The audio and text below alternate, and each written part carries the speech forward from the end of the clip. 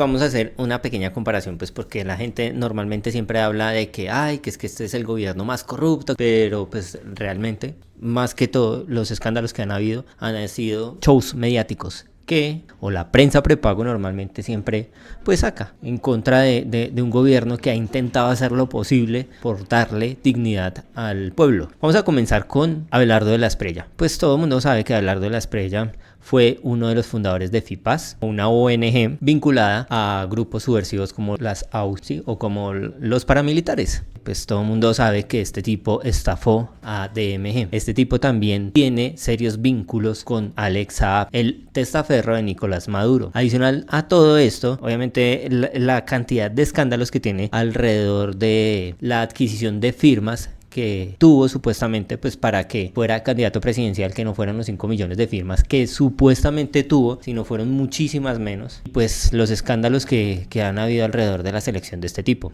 Ahora, ¿quién es el vicepresidente de Abelardo de la Espriella? José Manuel Restrepo. José Manuel Restrepo viene del gobierno de Duque, fue ministro de Comercio y fue ministro de Hacienda, que ese gobierno sí fue realmente corrupto.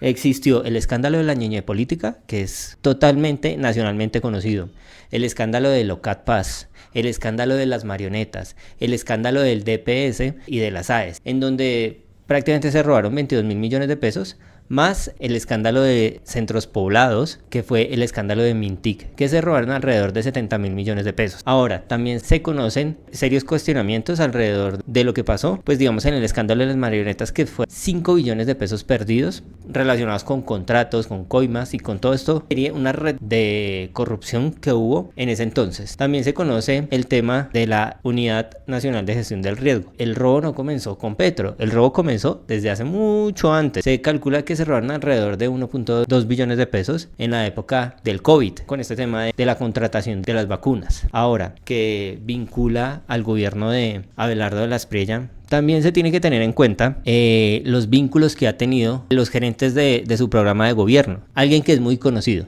que es Carlos Alonso Lucio.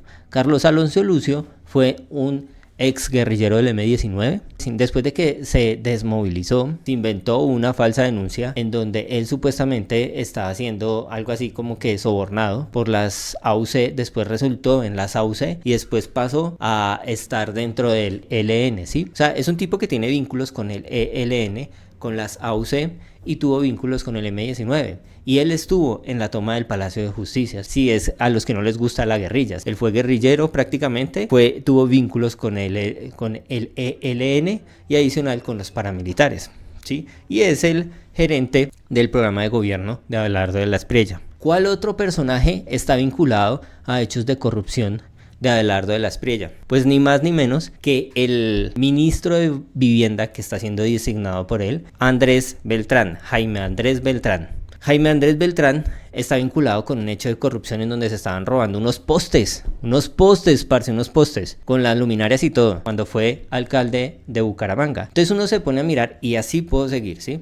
Con Elsa Noguera, con la cantidad de funcionarios que está designando Abelardo de la Espriella, que todos tienen vínculos con algún hecho de corrupción, y está gobernando con los mismos de siempre, con los mismos que han gobernado siempre este país. Uno se pone a analizar y dicen que es que este gobierno, que es que una cosa, que la otra. Los únicos dos escándalos, digamos, súper conocidos que ha tenido el gobierno de Petro ha sido la UNG-RD, que es el mismo caso de los carrotanques de agua, que se perdieron alrededor de 40.000 millones de pesos, pero que se han recuperado alrededor de 15.000 millones de pesos. Realmente no se han, digamos, lo que se ha perdido han sido como 26.000 millones de pesos.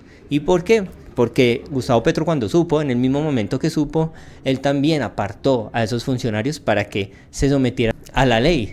Y también el caso de Nicolás Petro, que es un caso que ni siquiera la fiscalía no creo que haya habido todavía la suficiente cantidad de pruebas o acervo probatorio como para poder, digamos, imputarle algún delito. Está en ese proceso, pero esos han sido los únicos dos procesos que en esencia sí, son hechos de corrupción.